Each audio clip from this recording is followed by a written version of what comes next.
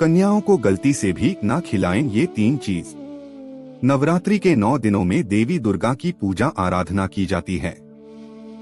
वहीं महाअष्टमी और महानवमी के दिन कन्याओं की पूजा की जाती है। देवी मां को प्रसन्न करने के लिए छोटी छोटी कन्याओं की पूजा की जाती है और उन्हें उपहार दिया जाता है। ये परंपरा काफी समय से चली आ रही है, जिसका पालन ज्यादातर घरों में किया जाता है। नवरात्रि की कलश स्थापना और पूजा के साथ ही कन्याओं को भोजन जरूर कराया जाता है। कन्याओं को उपहार में इन 5 चीजों को देने से माता रानी भी प्रसन्न हो जाती हैं। तो चलिए जाने कौन सी हैं वो 5 चीजें। कन्याओं का पूजन करने के साथ उन्हें लाल वस्त्र उपहार स्वरूप देना चाहिए। माता रानी को लाल वस्त्र बेहद प्रिय है। अगर आप लाल वस्त्र देने में असमर्थ हैं, तो लाल रंग की चुनरी ही हर कंचक को ओढ़ाएं। इससे भी देवी मां का आशीर्वाद मिलेगा। उपहार में दें फल। कन्याओं को भोजन कराने में एक फल जरूर दें। मान्यता है कि फल उपहार में देने से आपके अच्छे कर्मों का फल कई गुना वापस होकर मिलता है। केला और नारियल को सबसे शुभ फल माना गया है।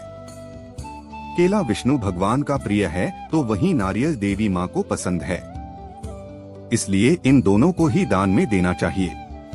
वहीं कन्याओं को उपहार में भी दें। मिष्ठान्न।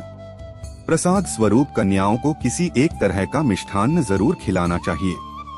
आप चाहें को भोज में कन्याओं के लिए सूजी का हलवा, आटे का हलवा माता रानी को भोग लगाने के बाद दे सकती हैं। इससे गुरु ग्रह मजबूत होता है।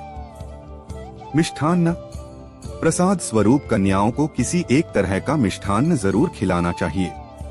आप चाहें को भोज में कन्याओं के लिए सूजी का हलवा, आटे का हलवा माता रानी को भोग लगाने के बाद दे सकती हैं। इससे गुरु ग्रह मजबूत होता है। चावल या जीरा। परंपरा अनुसार से जब बेटियां विदा होती हैं, तो उन्हें चावल उपहार में दिया जाता है। उसी तरह से कन्याओं को भोज कराने के बाद विदाई में चावल देना चाहिए। साथ में चावल के जीरा भी देना चाहिए। एक कन्याओं के लिए जो भोजन बनाएं, उसमें भूलकर भी लहसुन प्याज का प्रयोग न करें। 2 कन्याओं के थाली में 3 पुड़िया भूलकर भी ना परोसे, इस शुभ नहीं माना जाता। आप चाहे तो 1-2 करके 3 पुड़िया परोस सकती है, लेकिन एक बार में ही 3 पुड़िया भूलकर भी ना परोसे।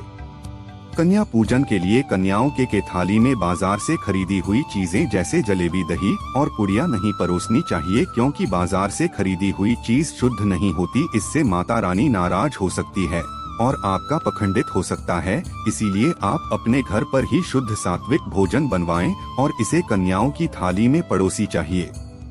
3 कन्या पूजन समाप्त होने के बाद कन्याओं को उपहार में चिप कुरकुरे की पैकेट ना दे। इसमें लहसुन प्याज मिले हुए रहते हैं और आपका व्रत खंडित हो सकता है। इसलिए भूल से भी उपहार में ये चीजें ना दें।